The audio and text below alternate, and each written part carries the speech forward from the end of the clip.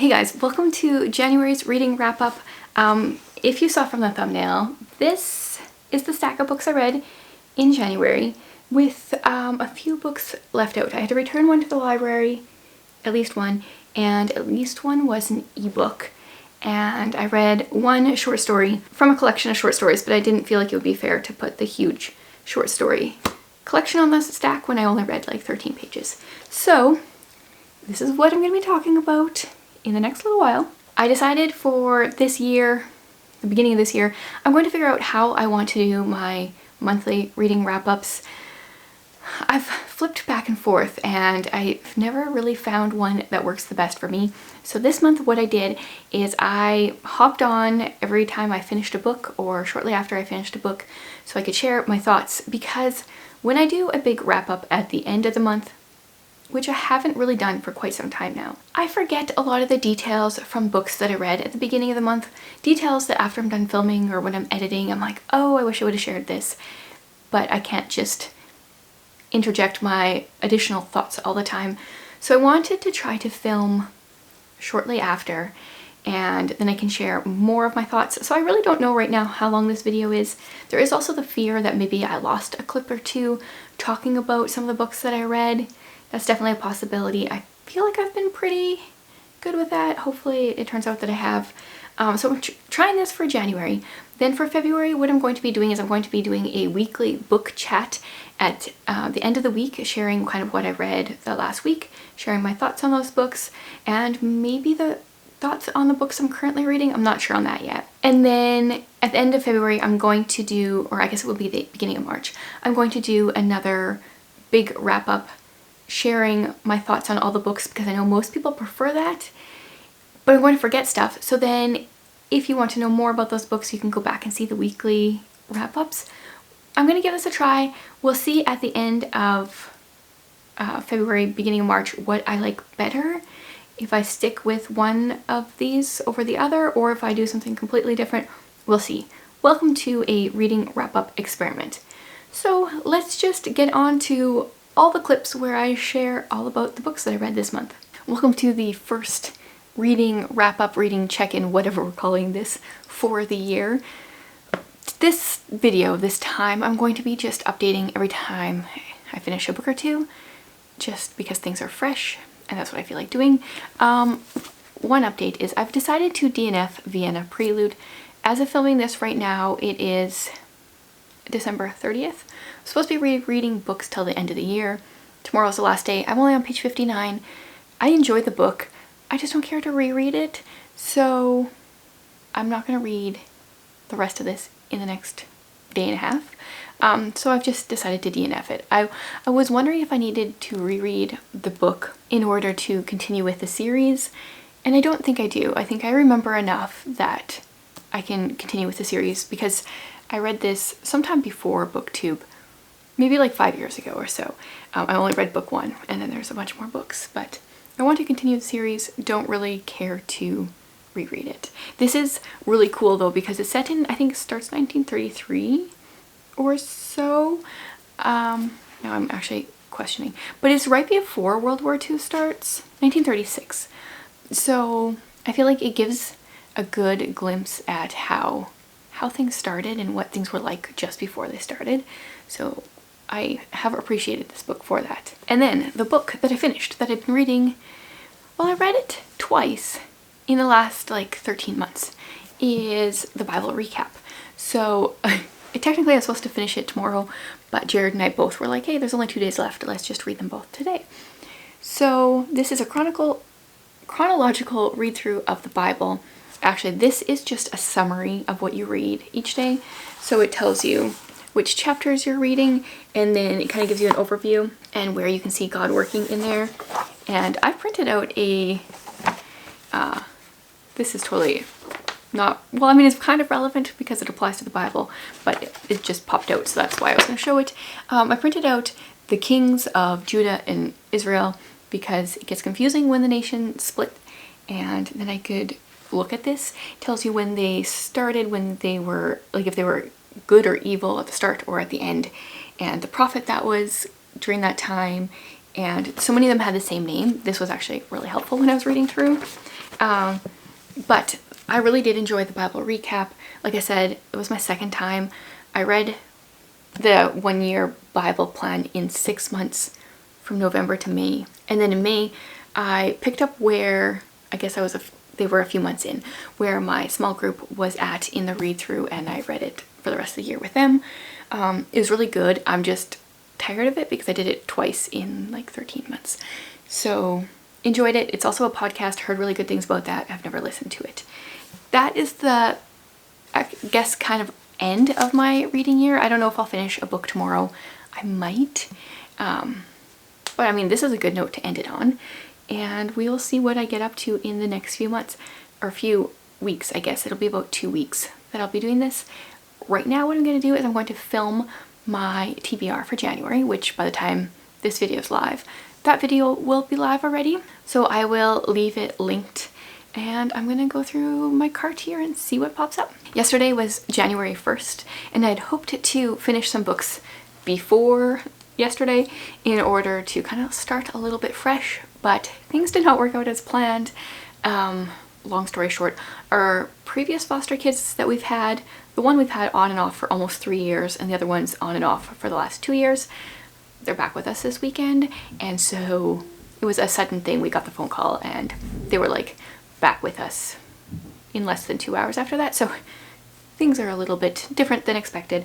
But I finished 2 books yesterday. And so I want to pop in and say what they were. So this first one is Help, I'm Married to My Pastor. I should say the foster kid situation. I don't really know what's going on with that. They might be gone tomorrow at the very earliest. I feel like it's unlikely, but possible. But that definitely affects my reading when you have a 4-year-old and a 2-year-old, and when you don't, it changes things. Okay, Help, I'm Married to My Pastor. Actually, one of my pastors gave this to me in the summer. I think they got extra copies or something from somewhere. And my husband is on his way to officially becoming a pastor. It's a process through our church. And so I thought I would read this since it's coming closer. And it was good. This is supposed to be encouragement for ministry wives and those who love them. Yes. It was good. It didn't feel completely applicable yet because I feel like I'm not really in this role, but it's one I'm going to keep and look back on. I think she had 12 different chapters that are different areas of struggle. First one is like, I didn't bargain for this, and the next one is it's Sunday morning. Some of these are more applicable for pastors' wives with younger kids, which I guess right now I do have. All sorts of different things. And then at the end of each chapter she has a short little like half to third a page of a note to the pastors and how they can help their wife in that particular situation. Yes, so I think I'm giving this one like 4 stars just because it doesn't feel super applicable to me right now, but if I ever reread it, I could see it getting bumped up. But I read that one. We were doing a page count reading challenge over on Patreon. We did 2 in December because some people had a little bit more time before Christmas and some people a little bit more time after Christmas. So we did 2 page count reading challenges, and I ended up starting a book that was not a reread, even though my plan was to reread fiction books for the end of December. I'm realizing I'm not going to put that on myself again. But my daughter really wanted me to read Worst Case Collin. She read this recently. It's a middle grade free verse novel. Actually, it was kind of bugging me because I don't know how old our main character was. It says middle school, but I don't know exactly how old he was. So his mom died, I don't know, I think a couple years before this book, in kind of a freak accident. Her vehicle went over a bridge and the vehicle filled with water before she could get rescued. And so ever since then, he is pretty much terrified of any kind of disaster. He has a notebook, an orange book that gives advice on what to do if you're in different situations, and they're scattered throughout. So worst case scenario number 558, starvation, and here's like what to do about that, and there's different ones for different things. This one is indigestion, so house fire. Some of them are a little bit more serious. Runaway train. Some of them are more serious, some of them are a little bit on the lighter side. So this is technically a free verse novel, but it didn't feel like one. It honestly just felt like a novel where the sentences are broken up into different lines. It's interesting because I I really like free verse novels, but this one felt different. Yeah, I think I gave it 4 stars though. Interesting situation. Meanwhile, kind of since his mother's death, he's been struggling. His father has become a compulsive hoarder, so that's a very interesting element. Now he's middle school, he doesn't want to invite his friends over to his house because it's getting cluttered, and yeah, I didn't enjoy it as much as my daughter did, but I did enjoy it. So now I'm still in the middle of a few classics and non-fiction, but I'm also starting to read my January TBR, which I'm so excited about. So I will check back in the next time I finish a book. Okay, so I just finished filming my best books of 2022, which was fun, hard to do. But I also finished reading Poirot Investigates. This is the 3rd book in the Hercule Poirot series, which is so unfortunate how many more books there are in his series compared to Miss Marple's. It's too bad. Yeah, so thankfully I was warned ahead of time that this is actually just a short story collection. So there are 14 short stories. 1 or 2 of them I had read in other short story collections before, but I still reread it. Yeah, they were fun. I do like mystery short stories, or I like short stories in general, but I feel like she did a good job with her stories. I have read some mystery short stories where, you know, it's all about the mystery, which can be good, but I feel like we really got to see Poirot's personality through these stories as well, which makes it goes from like a good story to a better story in my mind. That being said, I don't actually like Poirot's personality. He is so very conceited, and I know he's supposed to be, and I know people like it, but it drives me nuts. There was one time where he was saying, Poirot was saying, "All cannot be as Hercule Poirot, I know it well." And then Hastings says, "You really have the best opinion of yourself of anyone I ever knew." And then, "What will you? When one is unique, one knows it." Yeah, so he's very, very self-centered, conceited, but he does a good job solving the mysteries. I just feel like he's not as relatable as a little old lady like Miss Marple. So yeah, it's hard to like rate short stories. Some were better than others. I think I gave this 4 stars on Goodreads, and I would say overall that's what I would stick with. A number of them I was able to actually solve, which was kind of fun. I don't know if next time I read one of hers, if I'm going to go in order of his books, or if I like pull out some that don't have a specific detective. I'm not really sure how I'm going to do it, but I enjoyed it. Last night I finished The God of the Garden, and so far this year I'm like a solid 4-star reading. I don't know. All my reads I feel like have been 4 stars. It was good. It wasn't nearly to the level of his previous book, Adorning the Dark. This one has a lot to do with trees. I don't really even know how to describe it. It's part memoir for sure. It's really about it's very strongly a memoir, and then a lot about the trees that were growing around the places and times where he's talking about these events. So a lot of it was felt very unrelatable, and his writing is enjoying to read, but this one was, yeah, like it was enjoyable. Adorning the Dark was like, yeah, okay, now I'm gonna take that and do this. And I didn't have that with this book. So this is the one I was reading for the author last name. The random number generator had a P, so that's why I picked up this book. There were some parts I really did enjoy. He really made me want to walk the English countryside. He talks a lot about walking places and the footpaths in England, and there was just places that just made me want to start walking more.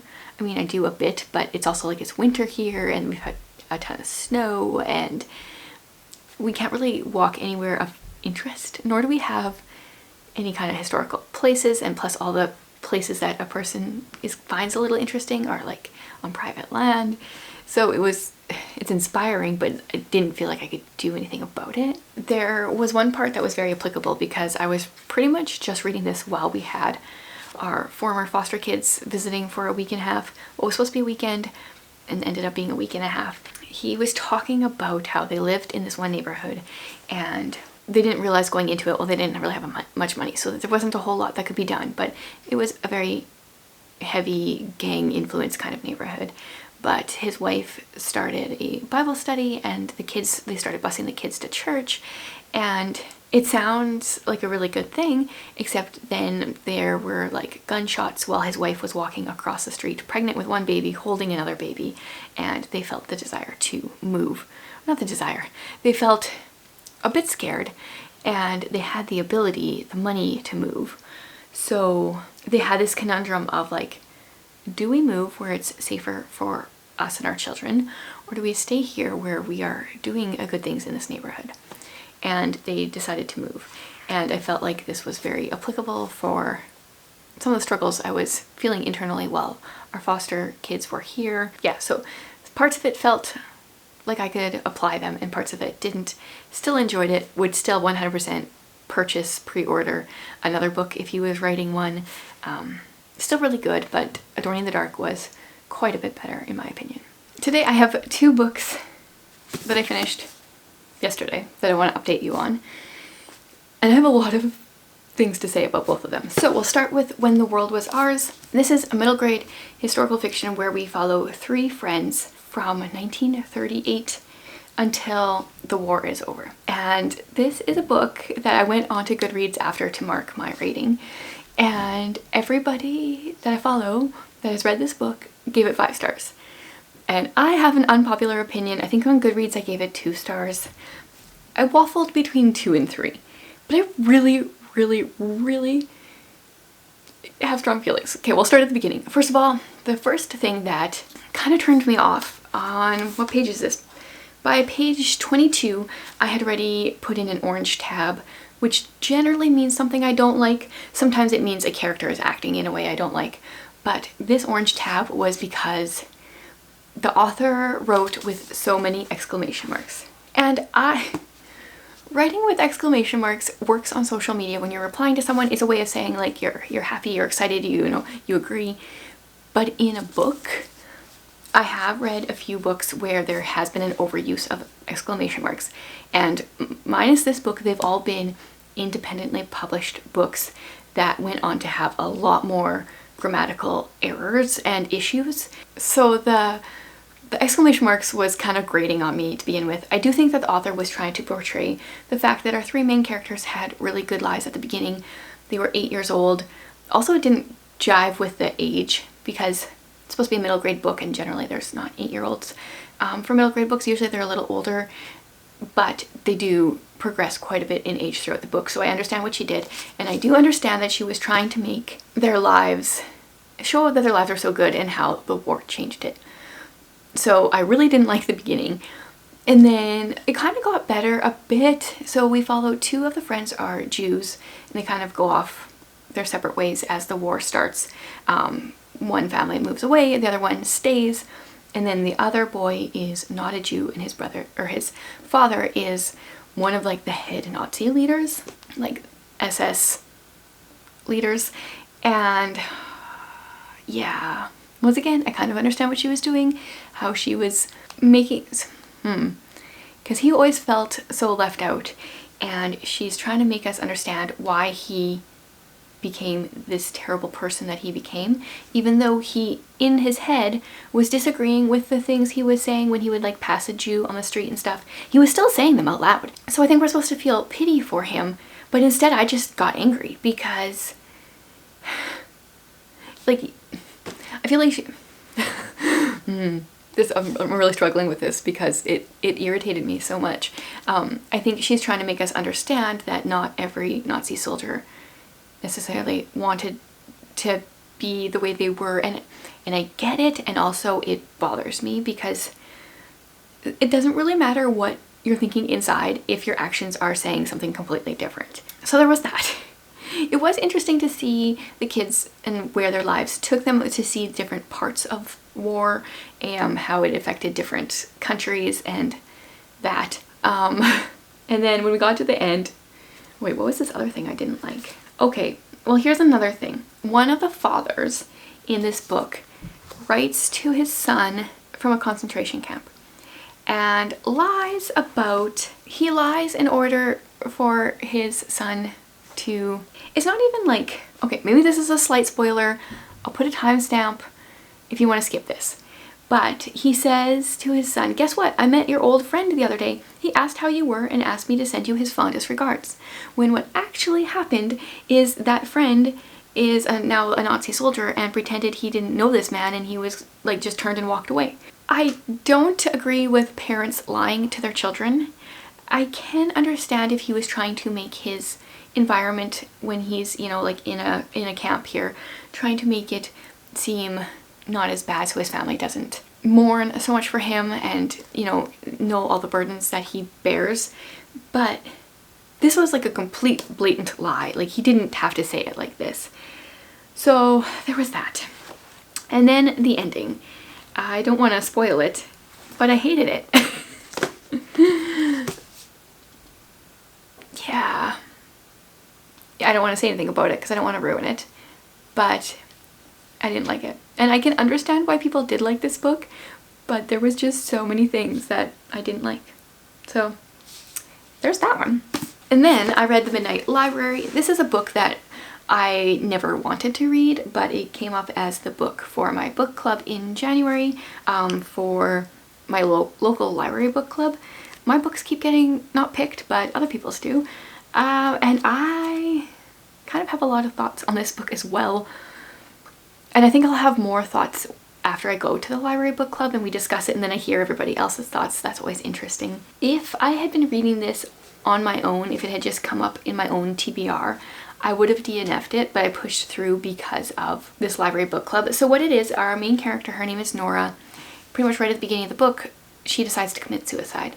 And when she dies, or as she's dying, because she's not completely dead yet, she goes to this place called the Midnight Library, where there are an infinite number of lives that she could have lived if she would have made different choices. Like, every choice would have made a different life. So I like my thoughts on this book really went up and down. I didn't like our main character. I do not like main characters that, oh, I can't even think of the right word for it, but that are like so down. I don't really know. Like, she's depressed and she commits suicide. So trigger warnings.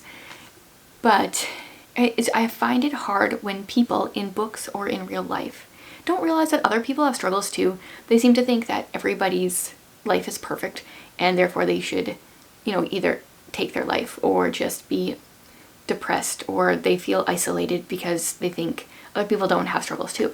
When we all have struggles, so much of it is just the way you decide to see it, or yeah, I guess they just in many ways decide to be, oh man, I feel like people will disagree with this, but you can find a silver lining somewhere, and she ends up killing herself, trying all these different lives, and then and as I'm reading it, I keep thinking, like, no life is perfect.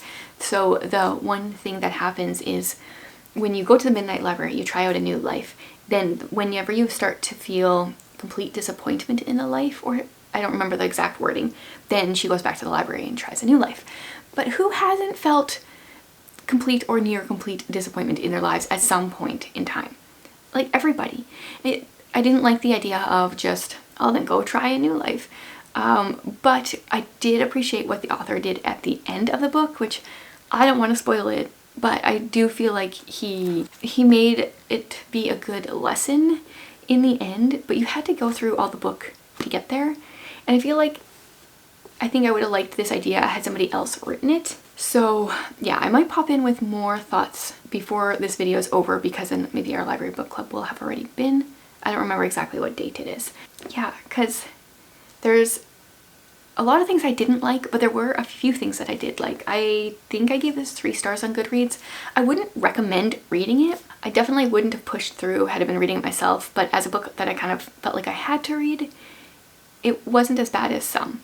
I really like to do my best to actually read the books when I'm part of a book club. I have DNF'd some before, but I feel like if I'm part of the book club, I want to be able to be part of the discussion. So I'm glad I pushed through.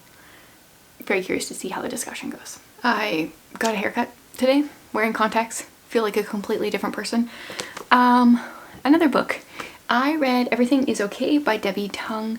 This is I'd say like a graphic novel that came out last year. I have loved her book, Book Love, which is pretty much just kind of a graphic novel, but it's more like a collection of comics. This one really talks about anxiety and depression, and I quite enjoyed it. There was parts throughout where I was like, ah, and then at the end it kind of, she commented or touched on the things that I was a little iffy about, but pretty much it's her story of overworking herself, feeling burnt out, feeling like she's not enough. I feel like society is interesting with the whole, I feel like there's the two spectrums. We're told like all this self-love and we need to love ourselves, and then people portray that, but really inside they're struggling with depression. And even some of my friends that I know that have struggled with depression, you would never guess, because when you see them on the street they like exude what looks like happiness. And as someone that definitely deals with anxiety, I've had a number of panic attacks, especially in the last few years, kind of like anxiety related, stress related. I feel like I could be bordering on depression sometimes, but one of the things that I wish she would have talked about a little bit more in here, and I don't think she really did at all, is one of the things that I always go back to. And I mean, one of the things, there's like the whole, you know, like Jesus being my savior, that whole part, but she's not a Christian, so I'm not going to expect her to talk about that. But something that I feel like is underused for society when people are dealing with depression is serving other people. When people are depressed, they feel like they're the only ones, and they feel like their lives are so hard. But when in reality, most people are feeling the same things, or at least at some seasons they are. And I know for myself, these last few years, they've been hard with fostering, but also serving other people, serving our foster kids, serving social services in many ways has been a big help. And that is something that I wish was used more as like a treatment or a help for depression, instead of all just like self-care, take a day of rest and relax, which that is good too. I know when I get overwhelmed, even though I don't feel like I have time in my day to take a break, it is good for me to sit down and read for a bit or do something else for a bit. But yeah, I did enjoy this. My daughter's been really enjoying it. She's reading it as well.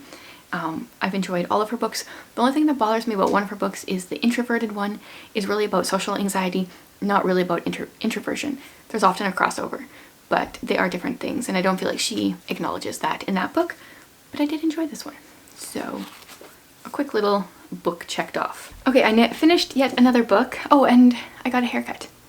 Did I have a haircut in my last clip? I don't think so. I don't remember. I guess there will have been videos with me and my haircut already by the time this goes live. I finished The Rule of Three. This is after the 3 days in the dark, the battle for power begins. It says a person can last 3 minutes without air, 3 days without water, and 3 weeks without food. A community begins to die in just seconds. So there, in this world, our main character is a 16-year-old Adam, and pretty much everything that runs on a computer goes out at the same time. And he has like an old car, so it doesn't have a computer in it, so it still works. He's able to get from school to his neighborhood, and it's kind of the story about how his neighborhood tries to survive. These kind of books, I've read a few. It's very like Station 11-esque in many ways, except it's not like the pandemic that one has, but the after effects. And it reminded me a lot of Terry Blackstock's book. I read the first book in the series and not the rest of it. I think it's called True Light, but I'm not sure. These kind of books always make me realize how terrible I would be if there was a situation here. Like, I'd be one of the first to die. Well, partially because I live in a place that's so cold. So if this happened in the winter, we would just freeze. But I just don't have good survival skills. So either I hope I'm in a neighborhood where somebody really does, or I just go quickly, because I have no skills myself. So this is book 1 in a 4-book series. I feel like it should be a trilogy because, you know, it's all about 3, but it's actually 4 books. I don't have the rest of the books. I'm gonna keep an eye out in the thrift stores because I found this book, I think, in a little free library. And then ever since then, I've seen the first book a few times, so hopefully I'll come across the rest of the series soon. if not in a little free library, then maybe a thrift store. Okay, so I finished another book, Set the Stars Alight.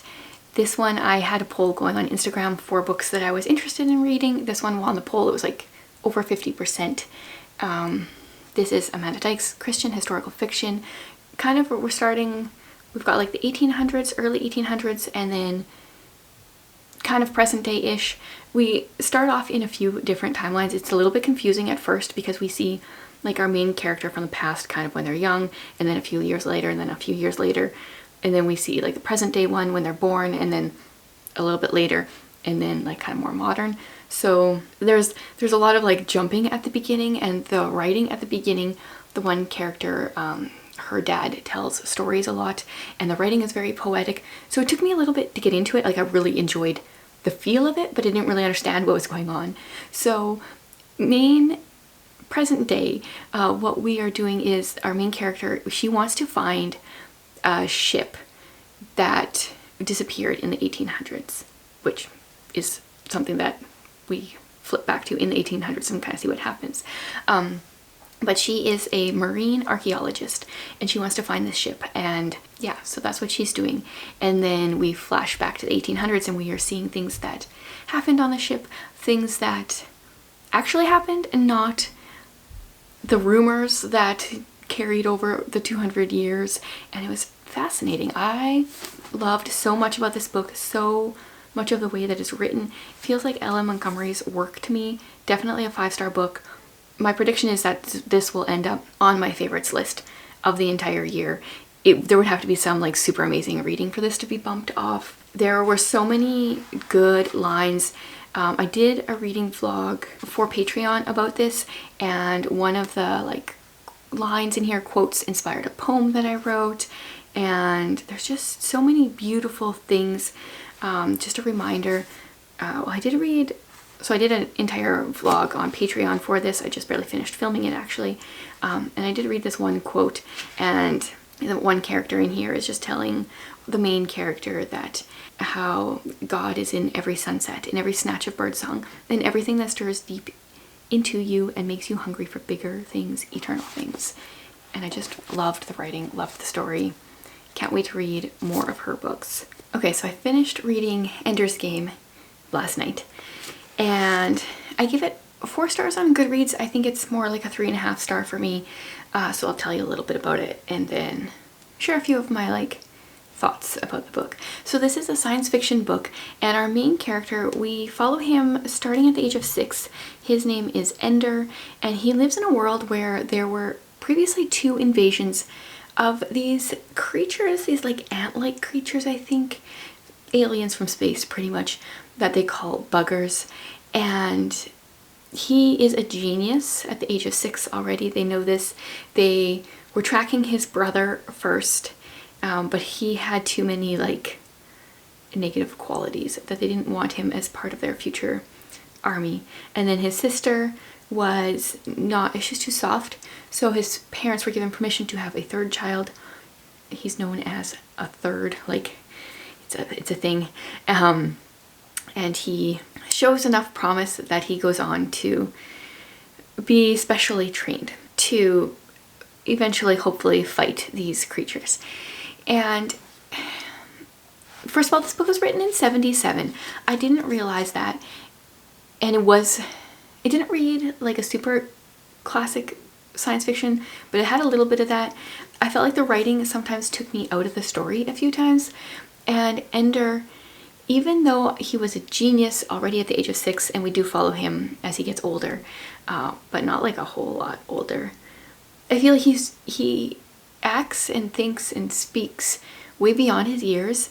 Even as a genius, I feel like he should emotionally be a little more behind than he was here. It felt like they were just, I don't know, it didn't feel accurate to the age, and that kind of bothered me throughout the book. Maybe because someone that has kids, and like, even if they are a genius, I think they're still going through other things that it just didn't feel very real. I mean, it's science fiction, so it's not going to feel very realistic, but that it felt like it kept kind of taking me out of the story. That, along with just a few of the way a few of the lines were written, I just wasn't a huge fan of certain spots.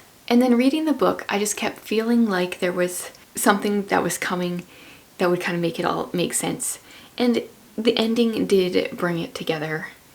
I feel like the ending kind of made everything make more sense. But it's hard to read a book knowing like, okay, like I'm not getting it all. I don't think I'm supposed to be getting it all. It can be hard to push through. It was also, I was really struggling this last week as I was reading this book. Not really necessarily with the reading, but I just felt very tired and sluggish and everything all week. So that might play into it a bit. I really like it when I'm so into a book that I want to pick it up and I want to like just keep reading. And I felt like this one was a bit more of a like, oh yeah, I guess I should pick that up. So that's kind of how I rate books, is based on how much I enjoy them and all sorts of arbitrary things like that. So the ending, I felt like really brought it together. This is, I think, a 4-book series. I'm not super keen on picking up the rest of the series at this point. If I'm like told that it's really good and kind of pushed in that direction, I'd be willing to read more, but not for a while. I also don't read a ton of mass market paperbacks, and this really brought the reading experience down. I'm not a advocate for breaking the spine of books, and I did it in this book, and I had to. I couldn't open it, and the feel of a book really matters. So this was the award winner that I read from my TBR selection, and I'm already like 2/3 done another book, another science fiction that is keeping my attention more than this. So I will probably check in tomorrow or the next day sharing my thoughts as I finish up that book. So I did finish Unwind yesterday like I thought. This was a really fast read. I think I read it in like, I started it one evening and I finished it the other evening, but I didn't read it. It didn't take me that long to read it, if that makes sense. So this is in a world, this is science fiction. The Second Civil War was fought over reproductive rights. The chilling resolution. Life is inviolable from the moment of conception until age 13. Between the ages of 13 and 18, however, parents can have their child unwound, whereby all the child's organs are transplanted into different donors. So life doesn't technically end. So through this book we follow mainly 3 characters who have all been chosen to be unwound and have all their body parts go to other people. Therefore, they're not really dying. Very, very interesting story. This is my, I read the Arc of a Scythe trilogy by Neil Shusterman. So I read 3 books there. This is my only other book that I am aware of that I've read by him, and I am very intrigued by the worlds that he creates. They feel like so out there, and at the same time like not that far off. So this is definitely a YA book. I would say even like a little lower on the YA scale of things. It was a fast read. I enjoyed, so our 3 main characters are Connor, Risa, and I don't even know how to pronounce his name. His name is Levi, but he goes by L-E-V. Would that be Lev? But if it's short for Levi, would it be Leave? I don't know. Do I overanalyze things in life? Yes, I do. Yeah, this was fascinating. There's also a thing in here that's called storking, where if you have a baby and you don't want it, you can leave it on somebody's porch, and if they see the baby, you know, so like when they open the door the next day, legally they have to take the baby, or I think they could bring it to like a state home. Yeah, so weird. But like so not that far off from where I feel like society could be. It was really good. He took it to like, he took it beyond what I thought it was going to be. I thought we kind of were on this journey and we were going to end at this place, but then he took it farther and I enjoyed that. It was fun. It was interesting, maybe not fun, to watch some of the like moral dilemmas of the characters, and I really enjoyed it. I think I can't actually, I need to know if this is a series. I need to look it up. On the back, it makes it look like it is. Yes, there are 4 and then a book 4.5 in the series. So I do feel like this was a pretty good standalone, but I am curious to maybe follow the book, like the story more. So I might finish this series eventually. This was my patron pick of the month for January, and this was Sarah's pick. I don't know, my hand is drawn to picking her books. I'm going to film my February TBR right after this. It will already be live. I'm so curious to see if I pick another one of Sarah's books. But she, I don't know, either just like reads really good books, recommends really good books, seems to know my taste, something. But I've had very good success with the books that she recommends. Okay, so I just finished up with my Patreon book club, and I raved about a book that I finished last night, so it's time that I rave about it here. Tress of the Emerald Sea. I tried to stay away from spoilers for this book, so I'm not really going to give spoilers. It's like, I'd say YA-ish fantasy that Sanderson wrote for his wife, and the only thing, like, it's still 5 stars, 5+ stars. The only thing that knocks it down just like a bit in my brain space is that I wasn't holding the physical book, because shipping to Canada cost about the price of 2 of your children. We just got the ebooks here, and I did get to see the illustrations on my tablet as I was going through. They're stunning. They're stunning. But I wish I would have been holding the physical book and seeing it. So the book is on my wish list. It's not even technically being released to the general public, I don't think yet. I think Amazon said that it was supposed to be published March something.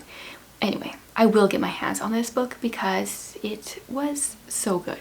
I told Jared afterwards it was probably the most perfect book I've ever read, which might have been me riding the high of just finishing the book and really loving it. But it's a combination of like science-y stuff to make this fantasy world work, and it kind of also reads a little bit science fiction-y actually because of the science-y stuff. A little bit of that, and then our narrator is just, he's something else, I'll say. He is so ridiculous that all of a sudden he's narrating and he's telling us about the science-y stuff, and then he is gone and he is hilarious. I don't know how to describe it, and I really don't want to give too many spoilers because I know some people want to stay away from them like I did, but I enjoyed it. And he has really set the bar so very high for his next secret projects. I can't even remember. I think they're coming out quarterly, so I don't have to wait that much longer for his next one. But they're not going to be anything like this one, I think. I think this one was quite a bit different. But you could just tell he was just writing it for fun, for himself, and just not caring what other people thought of it, just doing his own thing, and that worked really, really well for him. So yeah, definitely recommend this one. And I'm really close to finishing a nonfiction, so I'm assuming I will either pop in later today or soon to talk about that. So it's only been like 24 hours since my last clip, and I have a few books to talk about. Yeah, first of all, I'm going to talk about this one because I'm indecisive and I just want to document this. It is really bright. Thankfully with technology I can make it look not as bright as it is, but if I'm squinting it's because the sun is so sunny. It's coming through the blinds. Okay, Emma. I've been reading this book for 2 months and I am about halfway through. And I was reading it yesterday and maybe mildly complaining, maybe just like full-on complaining to Jared, and he's like, why are you forcing yourself to read a book you're not enjoying that you've already read before? Because I read Emma probably about 10 years ago. And so then I thought, well, maybe I should quit it. But I don't remember how this book goes, and I really wanted to do a video ranking Jane Austen books because I'm not an avid lover of Jane Austen, but I do like some of her books, and I just kind of want to do that video. But I wanted to reread this first so I have it more fresh in my mind. So I was talking to a friend in church this morning, and I think she has inspired me to continue the book, but I think I'm going to watch one of the adaptations first. I should ask her which one she would recommend. She really likes Jane Austen. Yeah, I should do that because I think I'll watch an adaptation. I'm not sure if that will be my official adaptation I'm going to be watching for the month of February because that was one of the cards I drew for my TBR, one of the activity cards. So I think I'm going to watch it, and then maybe that will inspire me to finish it, and then we'll go from there. So If I never talk about this book again, I did decide to quit it, but I might finish it. I just wanted to give a little update on that. I am sharing my classics that I'm reading over on Patreon and allowing like buddy reads. I don't know if anyone was reading this one with me, and it's been a while since I shared any ideas because I pretty much avoided it all month. So yeah, I need to figure out what I'm doing for this one. Okay, then a couple more. First of all, I read the first short story in the Complete Short Stories by Flannery O'Connor because January was Flannery January, and I wanted to give her a try since I had this bind up of her short stories. I love this cover. Apparently she raised peacocks back in the day. I don't know when she wrote these short stories. I'm keeping in mind that this was probably like around the 50s. So this first short story is called The Geranium, and the words that they use to describe Black people are not very nice. Yeah, so I read the first short story and I don't know, it was just kind of like, left me a little confused on her writing.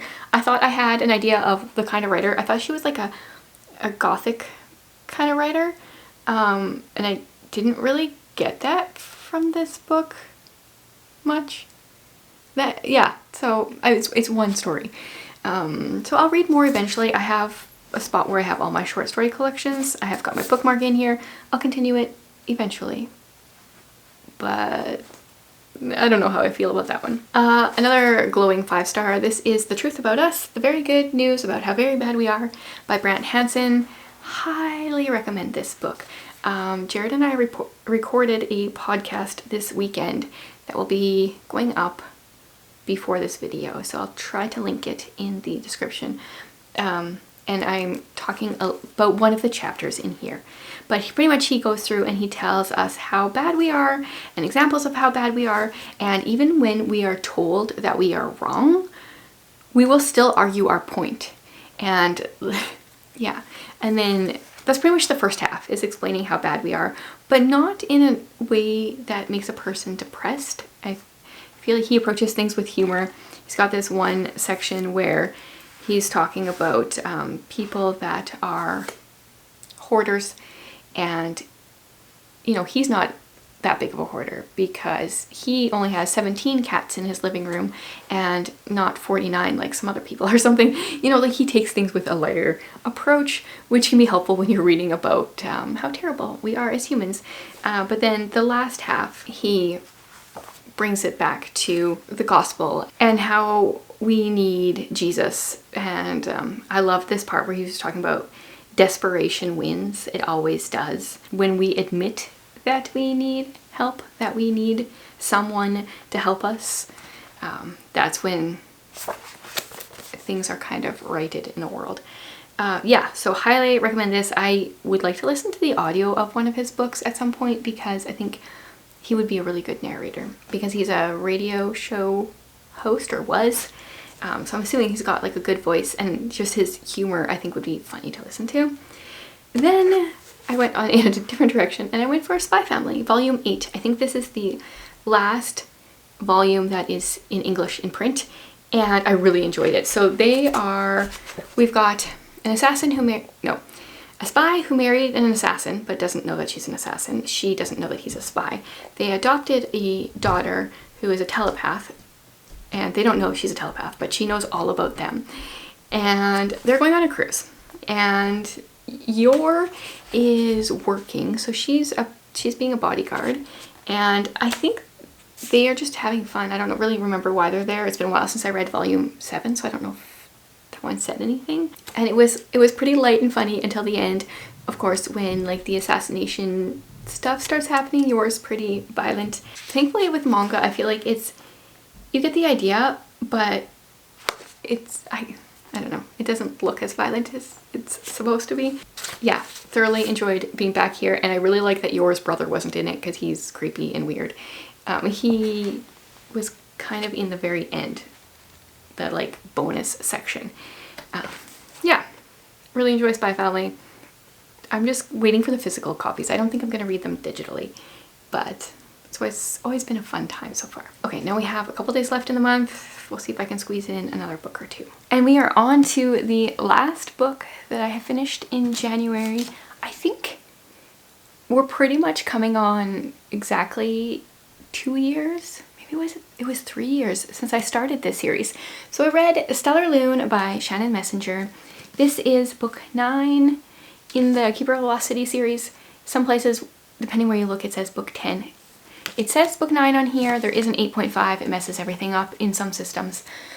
Yeah, so because it's book 9, there's not a whole lot I can say, but this is a middle grade fantasy story where we follow Sophie, who right at the beginning of the first book realizes that she is actually an elf and not a human. She's been living in a human world and she has the power of telepathy, so that's why she's been having headaches and hearing everybody's voices, thoughts and everything in her head. And we have followed her on to book 9. The books, I don't know if they're getting chunkier as they go, but they're definitely big books for middle grade.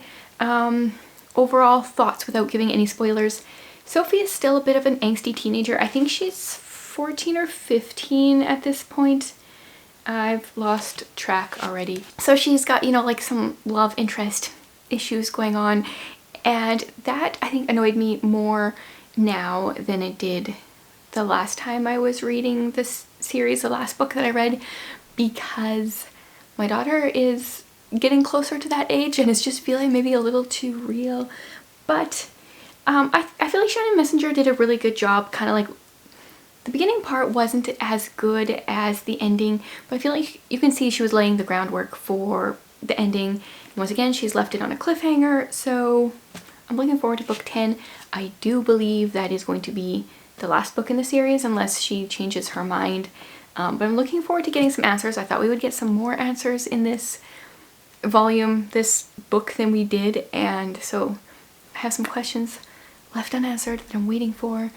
Overall, I enjoyed it though. I read, it's like 720 pages long, and I think I read the last, I think 500 pages in the last 24 hours. So it's a pretty fast read.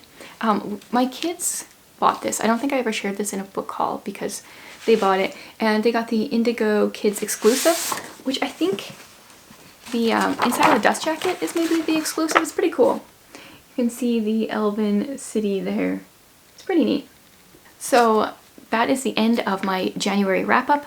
I will be back on Saturday with a little book chat, sharing what I've read this last week, and then we'll decide, we or me, depending, we'll decide at the end of February, beginning of March, which version of the wrap-ups I like better, and maybe I'll stick with that, or maybe I'll just continually change it. Who knows?